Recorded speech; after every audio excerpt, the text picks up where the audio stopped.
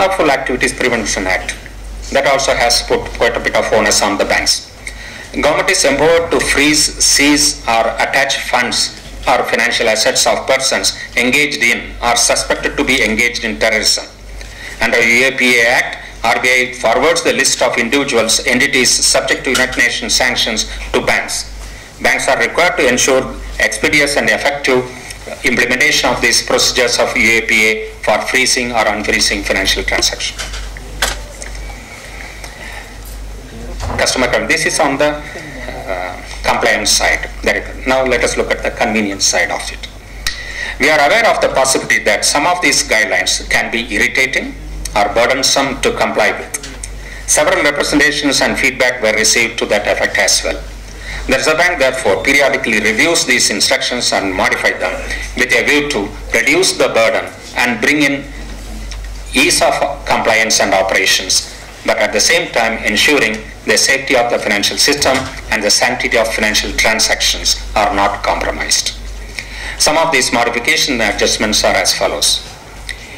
We said that any one of the various documents listed would suffice for the identification and address purposes.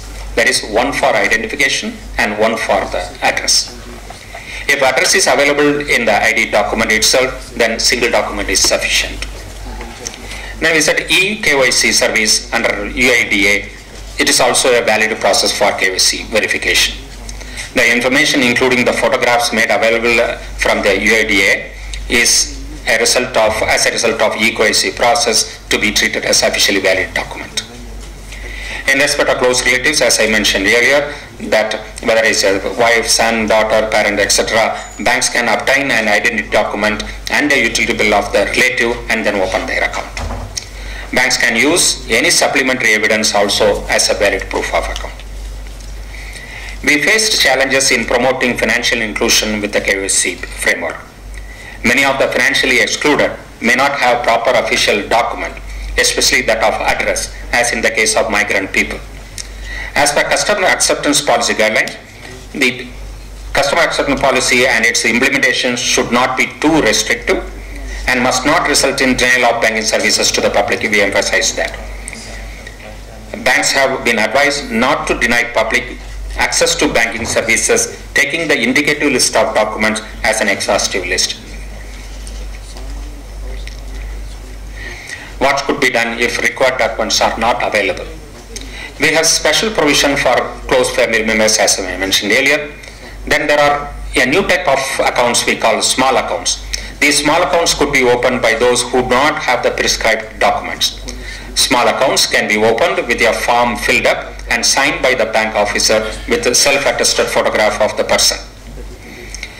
These small accounts will have the following features. They will have limitations on credit, debit and balance. They will be available only at CBS enabled branches. No foreign remittances will be permitted. It will be available only for 12 months. Further extension on application for officially valid documents only. The aggregate of all credits in a financial year does not exceed rupees 1 lakh. The aggregate of all withdrawals and transfers in a month does not exceed rupees 10,000.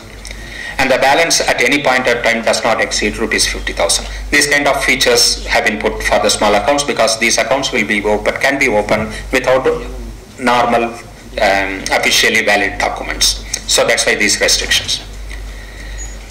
Then documents such as Aadhaar letter, NREGA card are also officially valid documents, which I mentioned earlier. And a new system, that's Aadhaar enabled payment system, that has also been introduced. This system has been developed by the National Payment Corporation of India, and it allows a person with an Aadhaar number to carry out financial transaction on a micro ATM provided by the banking correspondent.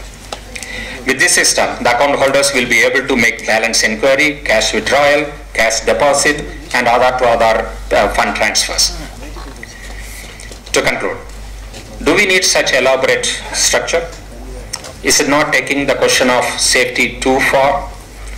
Are we paranoid about terrorism and money laundering? Why we have to put ordinary customers of banks to such greater and deeper requirements? These are legitimate questions that can arise in all of our minds. But we have to remember that we are responsible citizens first. We have to not only abide by the law, but also help enforcing the law. We are also a responsible nation among the international community. We have obligation to the rest of the world as well. This KYC structure built by us is not of our own only. It is based on the consensual approach by all the committed nations. It is for the general good of the citizens of the world. We seek the understanding and the cooperation of all bank customers in complying with the KYC requirements on an ongoing basis. No security comes free of cost or inconvenience. That said, it will be our continued endeavor to minimize such cost and inconvenience. The bank is committed to ease of operations by bank customers, while requiring the banks to be vigilant about nefarious designs of antisocial elements and terrorists to use the banking and the financial systems. This much I wanted to talk about the KYC. Now let me react to certain points which were mentioned.